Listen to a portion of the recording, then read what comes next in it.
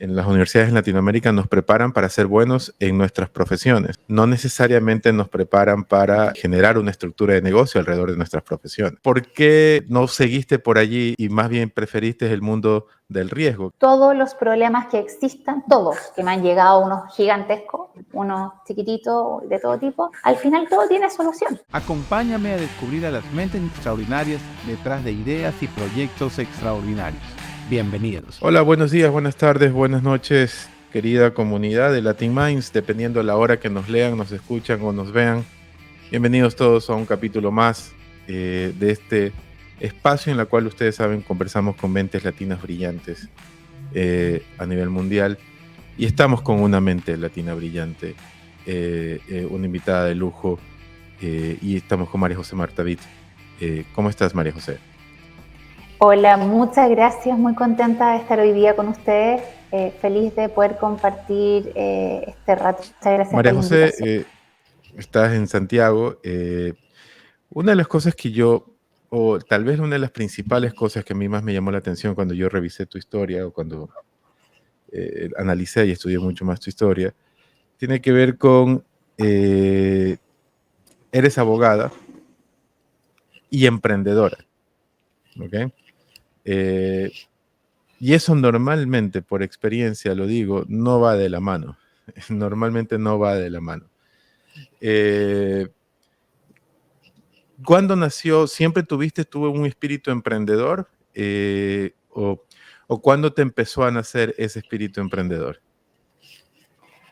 Es una súper buena pregunta. Yo diría que siempre lo he tenido por mi formación desde pequeña. Sin embargo, creo que se fue consolidando y afianzando en los últimos años, sin duda, participando en distintos proyectos de distintas índoles, como haciéndome dueña de alguna forma de estos proyectos y sacándolos adelante, independiente que fueran pequeños tal vez y no una empresa. Fue en mí generando estas ganas de crear cosas nuevas y de sacar adelante estos proyectos. Desde algo como generar un curso novedoso en una universidad hasta la creación de Teodora, por ejemplo. Pero pasaste por algunos, dentro de tu historia de vida, después de graduarte de la universidad, estuviste en varios programas en universidades en Estados Unidos y también trabajaste como consultora para empresas tanto en Estados Unidos como en Latinoamérica. Eso normalmente es el sueño de un abogado recién graduado. Ese es el sueño de la cual, o sea, el empezar ya en el mundo corporativo, y más aún teniendo espacio en Estados Unidos. Normalmente todos los abogados sueñan con en algún rato llegar también a una big law firm o alguna firma más grande, más corporativa, empezar a ser asociado, para llegar a ser partner. ¿Por qué no seguiste por allí y más bien preferiste el mundo del riesgo, que es el mundo del emprendimiento? Sí, yo creo que todos los caminos tienen sus riesgos. Digo eso porque estuve ahí muchos años. En Estados Unidos tuve la oportunidad de trabajar en Real Networks, una compañía de software, y creo que fue alucinante poder como ver este mundo jurídico en el que yo crecí y participé, mezclado con la tecnología. Digamos, eso fue como por la primera parte, y darme cuenta que los abogados en Estados Unidos, muchos de ellos los que nos hacían clase a nosotros en el máster que estudié allá, venían del mundo corporativo, pasaban por estudios, volvían al mundo corporativo, empezaban sus propias empresas. Es decir, estar en un estudio jurídico o en una empresa no era como el gran camino. Había muchas opciones. Si bien quizás en Latinoamérica o en Chile pareciera que yo cuando salí de la universidad habían 3 caminos, que era como ser socia a un estudio, ser parte del Poder Judicial y eventualmente trabajar en alguna corporación. Estando allá vi que no, que habían muchas alternativas, muchas. Y si no me gustaba la alternativa B, podía volver a la A y no pasaba nada, porque mi carrera siempre me iba a acompañar. Eso lo vi allá. Y creo que eso fue también tomando y moderando mis decisiones en el transcurso del tiempo, desde que volví a Chile hasta la fecha. Pero ese tipo de experiencia también genera, no sé si te pasó, que cuando estás teniendo ese tipo de experiencias diferentes a las que en teoría estabas encaminada, porque cuando tienes ese tipo de carreras, en teoría incluso el entorno a tu alrededor ya te encamina diciendo tienes que ir acá, acá o acá. Pero también te genera un problema de que miras y te das cuenta de que ciertas cosas la universidad no te preparó para eso. Por ejemplo, sobre todo muchas cosas en las universidades en Latinoamérica nos preparan para ser buenos en nuestras profesiones. No necesariamente nos preparan para generar una estructura de negocio alrededor de nuestras profesiones, ¿no? Entonces, ¿qué fue lo que más te costó en ese cambio? ¿Qué fue lo que más como que te chocó? ¿Qué fue lo que más dijiste? Ok, esto es algo totalmente diferente dentro de eso. Lo que más me costó y me sigue costando es aprender toda la estructura financiera de una corporación. Tributaria, eso yo, claro, aprendí derecho tributario en la universidad, pero entender todos los funcionamientos globales, si vamos a vender en tal país, qué significa los impactos, entender eso y poder manejarlo para tomar buenas decisiones. Obviamente hay equipos detrás, no es que yo tome todas esas decisiones, pero es importante entender de qué estamos hablando y ese ha sido un camino que me hubiese encantado tener. O sea, me hubiese encantado tener un curso de contabilidad en la universidad, por ejemplo. Un optativo, por último. Cosas que hoy día me parecen uno de ventas básicas. también, ¿no? Uy, ese sí, de todas maneras. Aunque te diré que como yo fui abogada litigante por muchos años, si bien no vendíamos objetos, Sí, claro. al final vendemos un caso, la idea, le vendemos a Sí, un por supuesto. tribunal de alguna Tienes que forma la persuadir. idea, exacto, de que esta es la alternativa correcta, de que este argumento es el correcto. Y eso es muy similar a vender un producto, un servicio u otra cosa. Entonces, de eso sí que sé, porque tuve muchos años en esa línea de trabajo. Y cuando empezaste a ver ese mundo, que lo cuentas tú, que lo viste en Estados Unidos y empezaste a ver cosas diferentes, situaciones que se estaban viendo, el mundo de los startups también se abrió hacia ti. ¿Qué miedos tuviste tú que vencer? Porque todos a nivel personal tenemos que enfrentarnos a una situación en la cual tenemos inseguridades y sobre todo nos enfrentamos a un miedo específico, cada uno diferente. Pero cuando llega ese momento, ¿cuál fue el principal obstáculo? ¿Cuál fue el principal miedo que tú te enfrentaste? ¿Cuál fue la situación en la cual tú dijiste, ok, esto me da sobre todo profundo temor o un profundo pesar o situación que me enfrento, un presunto desafío?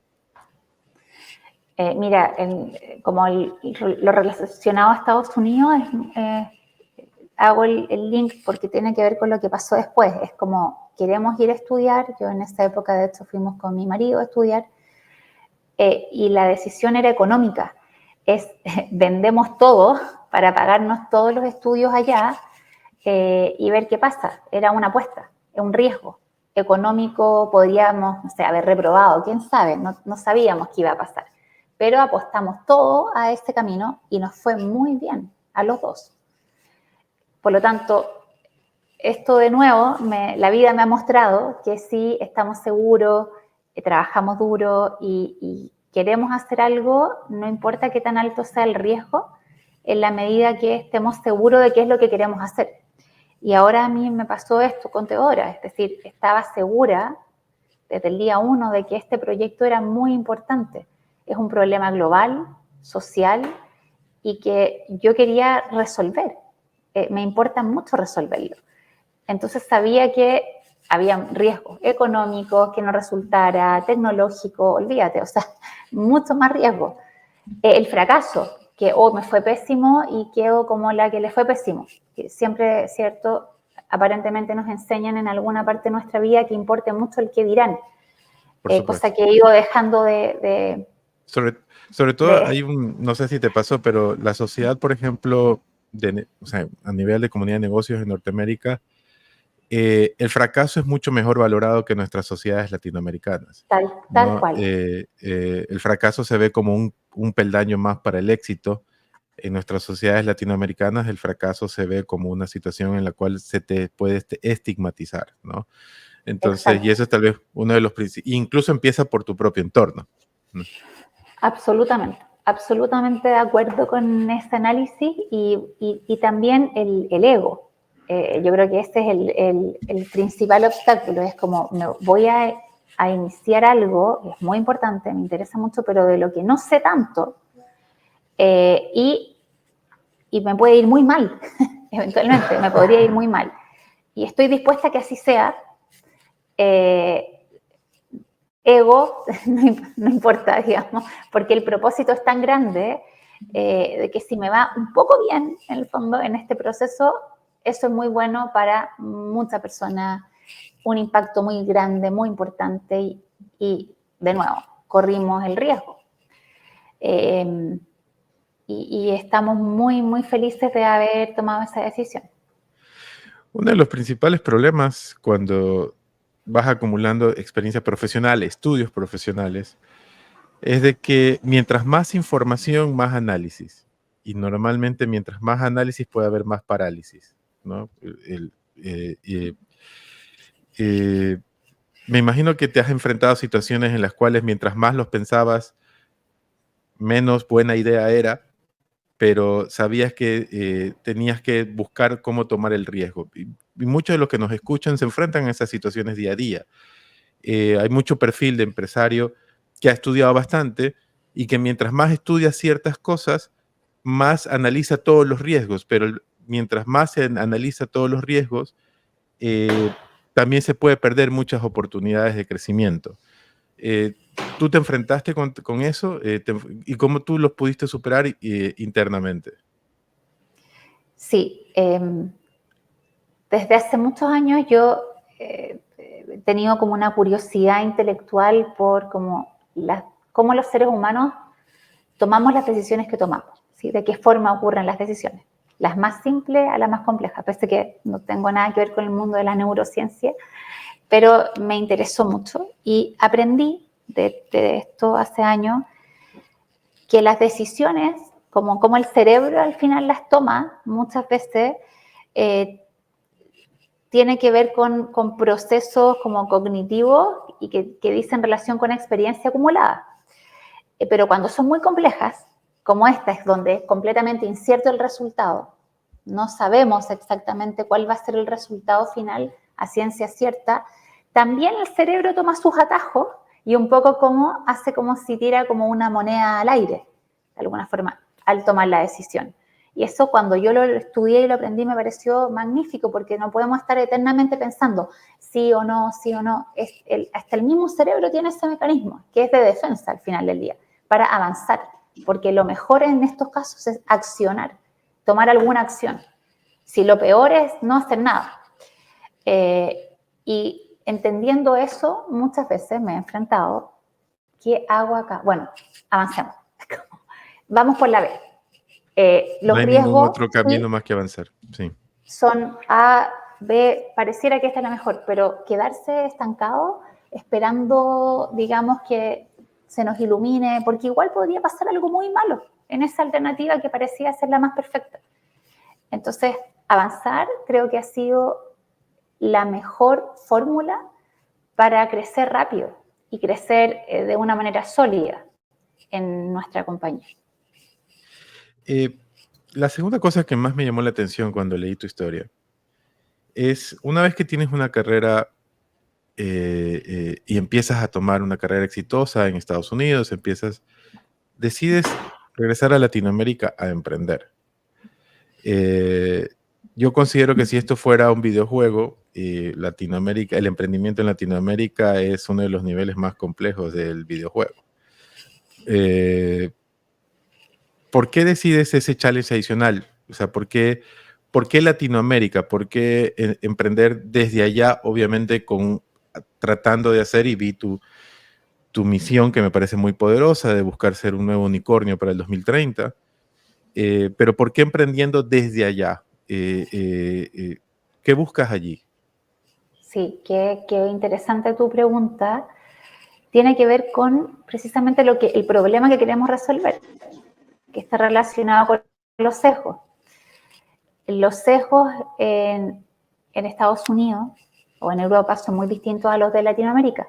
Son culturales, tú sabes, y por lo mismo es muy importante desde acá crear la tecnología. Y de hecho, si bien parte de nuestro equipo está en distintas partes del mundo, hay equipo en México, en Uruguay, en Chile, porque necesitamos, y esto lo digo, es muy importante que la tecnología, este tipo de tecnología, nazca desde estos lugares, donde, por ejemplo, esto es muy interesante, los datasets, el conjunto de datos para entrenar nuestra tecnología, tiene que ser en español. No había nada en español en el mundo, lo tuvimos que crear nosotros.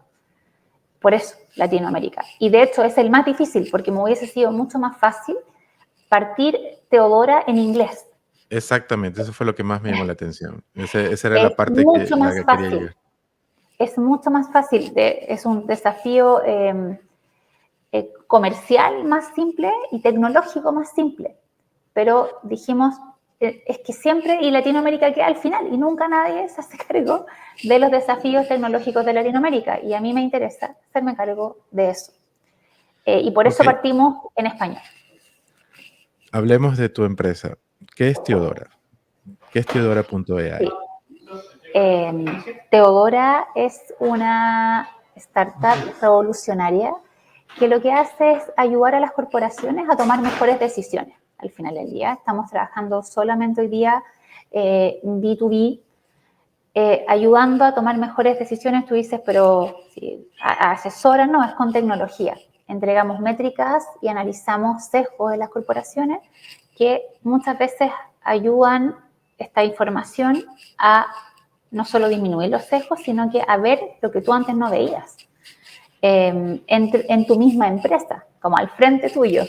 Pero como los sesgos son inconscientes, muchas veces simplemente no nos permiten ver estas cosas que están pasando al frente nuestro. ¿Qué dolor busca Eso curar, hace Teodora. Teodora? El dolor más importante que nosotros buscamos es el relacionado con la discriminación global, la segregación, este sentimiento de alguna forma del ser humano de sentirse que no es parte de algo, porque nació con cierto color, con cierta característica, en un lugar socioeconómico particular. Entender eso a nivel neurocientífico, que es lo que estamos haciendo nosotros. Estamos entendiendo cómo el cerebro procesa eso para entender cómo mejorar la toma de decisiones de todos nosotros. Me incluyo, por supuesto, yo también tengo mis propios sesgos. Y ese es un dolor enorme, es un problema muy grande, lo sufre toda la humanidad y vamos de a poco. Partimos con Latinoamérica. Para una persona de a pie, normal, que tal vez no está tan interiorizada en el tema, ¿cómo podemos definir exactamente lo que es un sesgo y cómo identificarlo?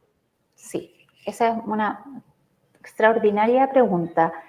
Un sesgo es estas inclinaciones que tenemos de rechazar ciertas cosas. Como que uno dice, no, esta persona no me gusta mucho más esta otra. Esto en personas, pero también con objetos, con ciudades, con muchas cosas. Son aprendidas a lo largo de nuestra vida. En el colegio, en la familia, en la universidad, en los trabajos, y van de alguna forma limitando nuestra toma de decisión, porque hay personas que dicen, por ejemplo, no, yo con este tipo de personas no trabajo, nunca, jamás, porque piensa de una forma distinta a la mía en ciertos aspectos, o porque tiene distintas características físicas a las mías, o nació en un lugar muy distinto al mío, o fue a un colegio muy distinto al mío. Eso al final del día implica, y eso está comprobado científicamente, peores decisiones en la organización cuando todas las personas piensan igual, por ejemplo, o estudiaron todas en el mismo colegio, o todas las mismas carreras. Hay muy poca diversidad intelectual. Entonces, nosotros hablamos en Teodora de esta creación de inteligencia colectiva, que estamos haciendo, de hecho, los datasets y todo el trabajo nuestro a partir de la colectividad global, en este caso. ¿Y ese sesgo tienen orígenes genéticos, cognitivos, culturales? ¿Cómo aparecen esos sesgos en todos nosotros? Porque todos creo que los tenemos de alguna manera. Todas las personas los tienen, vienen históricamente arraigados en el instinto de supervivencia humano, de rechazar a lo que era distinto a nosotros. Está la amígdala en el cerebro, ¿cierto?, que dice que antes alguien muy distinto podía ser un animal que me comía, ¿cierto? Entonces yo me arrancaba de esto, era peligroso, me podía hacer muy mal, muy animal. Y que funcionó perfecto, y estamos vivos como humanidad, muy bien por los sesgos, estuvo muy bien en el fondo, extraordinario. Y hay de pronto situaciones como atajos mentales, se llama muchas veces, que el cerebro toma, por esto que te decía que el cerebro también necesita como energía para lo importante. Y si vas a tomar a veces agua con gas o sin gas, tú dices cualquiera, porque te da lo mismo, porque es irrelevante en realidad. Pero otras decisiones, dónde trabajo o con quién me caso, o si quiero no tener hijos, son decisiones muy importantes. Y curiosamente, en esas que son tan importantes, el cerebro a veces también hace estos atajos mentales y toma alguna decisión que a veces no es la que te conviene en realidad a ti como persona. Y tú no te das cuenta, porque no lo ves. Imagínate un cerebro, yo lo llamo como nublado. No ves bien, es eso. Y si lo manejamos hacia el tema corporativo, y me voy a poner como abogado del diablo, ¿no? Que me imagino que son preguntas que te las han hecho directamente. Ok, y yo como corporación, ¿qué impacto voy a tener al resolver esto? O sea, ¿qué retorno yo puedo mirar dentro de esto? O sea, ¿por qué yo debería trabajar en esto? Hay muchas razones, desde las más como generales, que tienen que ver con tener un mejor ambiente laboral. Las personas con menos sesgos en general en la vida tienen un comportamiento mucho más empático, porque los sesgos lo que hacen es como que desactivan de alguna forma estas redes de neuronas espejo que tenemos, que hacen que tú seas más empático o empática con otras personas. Así que eso por una parte. Pero si quisiéramos como hablar como de números directamente, voy a poner un ejemplo que acaba de salir uno de nuestros reportes para que veas como el impacto económico. Por ejemplo, detectamos nosotros en un estudio que hicimos recientemente que las publicaciones en redes sociales de las corporaciones, de las grandes, que obviamente temas de retail, se ven, en el fondo, la gente al final del día, los usuarios no ven las publicaciones con sesgo, ¿ya? En redes sociales. Las ven muy poco, pero mucho menos. Estoy hablando de un 85% menos de likes. Ese es un número impactante. Eso es tomar, ejemplo, 100 millones de pesos, digamos, o de 10 millones de dólares, que es el presupuesto de marketing de una corporación mediana, y el 85% de eso es botarlo a la basura. Eso es, por ejemplo, lo que se hace hoy con esas publicaciones que tienen sesgo. Entonces, cuando yo te digo que todos los sesgos de tu comunicación van a ir siendo disminuidos, revisados, mitigados, claramente hay un ahorro, y no solo un ahorro, sino que un cambio cultural que es mucho más profundo, y que este cambio no se mide como dinero inmediato, pero que es muy relevante. Y creemos nosotros que ese es el camino, es como la transformación real de las personas en la organización. Normalmente los emprendedores, por mi experiencia conversando con muchos de ellos, sobre todo, y en mi caso personal también, cuando iniciamos algún tipo de emprendimiento que busca resolver un problema en específico, parte de alguna experiencia específica que tuvimos o que hemos tenido o que llegamos a esa situación. En tu caso, ¿por qué decides emprender en esta área en específico, que además es un área muy específica, muy clara y muy determinada? Sí, yo, como te dije, tengo muchos años de experiencia legal y litigué muchos años juicios de publicidad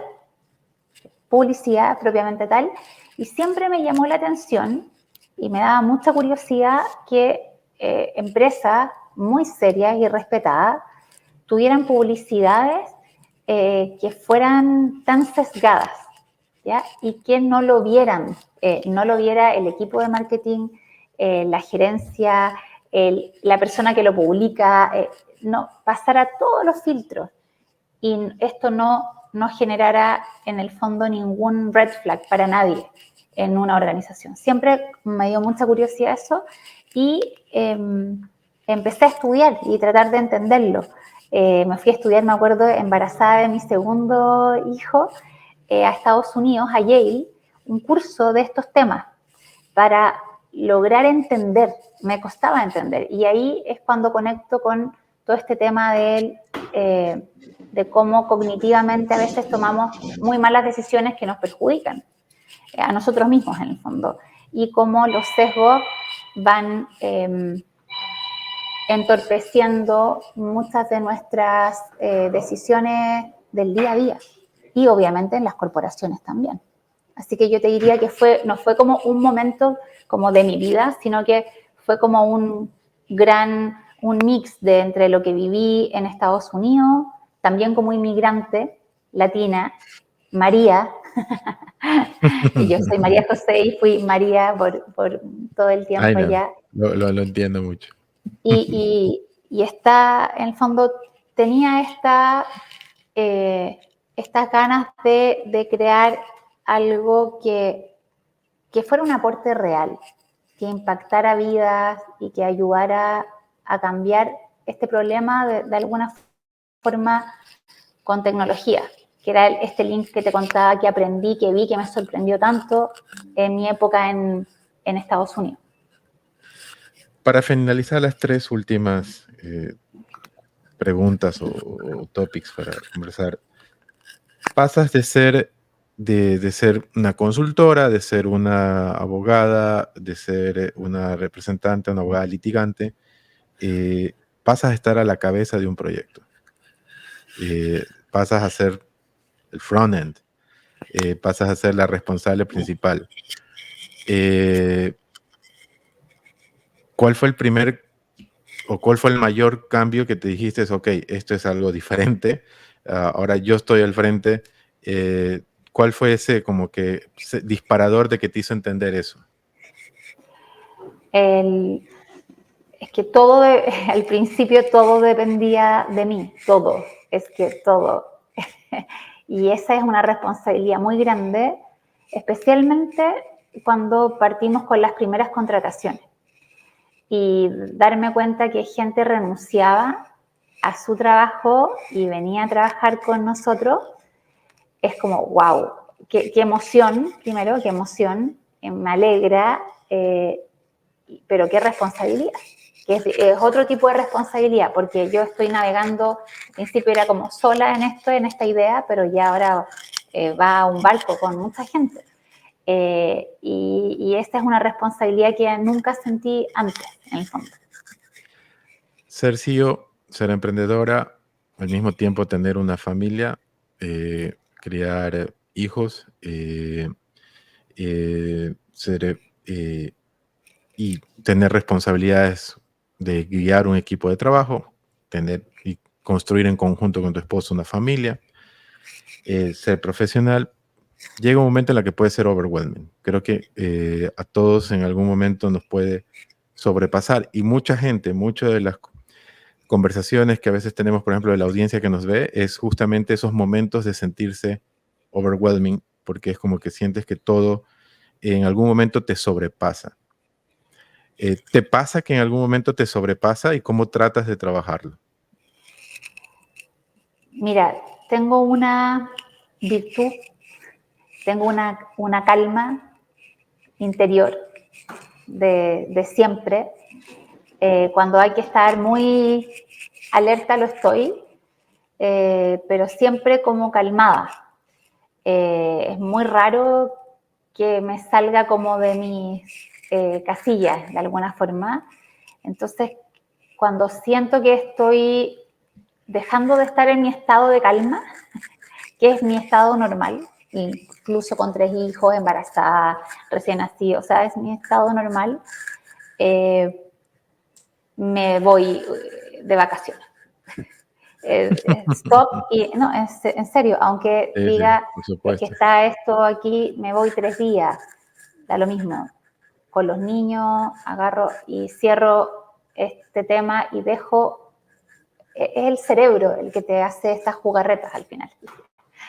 Eres tú mismo, ¿sí? Por supuesto. Yo sé eso, no es responsabilidad de nadie al final del día, es por qué me estoy sintiendo así. Y esos son mis escapadas en el fondo. A veces fuera, nos vamos con mi marido unos días, o con los niños, con la familia, y eso como que hace que todo vuelva a la calma, a la tranquilidad. Si al final estamos viviendo una vida, esta es la única vida que tengo, la quiero disfrutar, este es un proyecto tremendamente relevante en mi vida, pero lo más importante es la familia, que mi familia esté bien, por ejemplo. Entonces, ¿cómo compatibilizar todo esto? Como, a ver, si hay un problema puntual, que la tecnología justo no funciona este día, entonces, bueno, solucionémoslo, pero no es de vida o muerte, no hay problemas de vida o muerte.